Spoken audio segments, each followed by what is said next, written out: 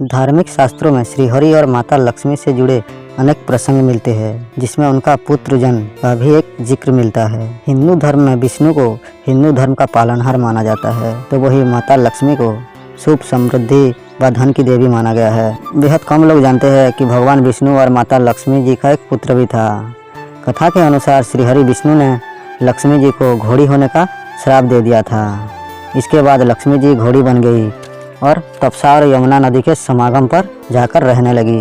वहाँ लक्ष्मी जी ने शिव जी की आराधना की। लक्ष्मी जी की भक्ति को देखकर भगवान शिव प्रसन्न होकर लक्ष्मी जी को वरदान दिया कि जल्द ही श्रीहरि विष्णु उनके सामर्थ्य प्राप्त करेंगे और उनसे पुत्र की प्राप्ति होगी। इसके बाद भगवान शिव ने विष्णु जी के पास आए और उनसे वरदान की बात कही, तो विष्णु ने कहा, मैं जाऊंगा और लक्ष्मी जी को भेंट करूंगा और आपके वरदान स्वरूप लक्ष्मी जी को वापस लेकर आऊंगा। इसके बाद भगवान विष्णु अश्व का रूप धारण करके तमसा और यमुना नदी के किनारे पहुंच गए, जहां माँ लक्ष्मी घोड़े के रूप में बैठी थी। माँ लक्ष्मी ने घोड़े के रूप में श्रीहरि विष्णु जी को पहचान लिया। इसके बाद विष्णु जी और लक्ष्मी जी के संभोग से है नाम का एक बालक उत्पन्न हुआ। इसके बाद श्रीहरि विष्णु जी ने लक्ष्मी जी को कहा, अब तुम अपने वास्तविक रूप में आ जाओ, हम वैकुंठ चलते हैं और इस बालक को यहीं छोड़ देते हैं। तथा मैंने पहले ही इस बालक का पालन पोषण की व्यवस्था कर दिया है। जिसके बाद विष्णु और लक्ष्मी वैकुंठ धाम जाने के लिए तैयार हो गए।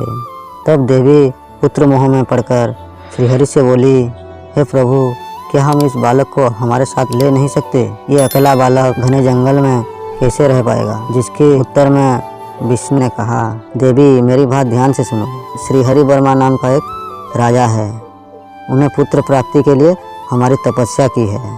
पूरे 100 वर्षों से मेरी तपस्या कर रहा है। मैं अभी उनके पास जाकर उन्हें वरदान देता हूँ कि वो मेरे द्वारा उत्पन्न किए गए पुत्र को अपना ले। और विष्णु जी ने जाकर उन्हें वरदान दिया और उसके बाद हरि वर्मा ने उस बालक को अपने साथ ले आए और लालन पालन किए और उस बालक का नाम एकवीर रखा।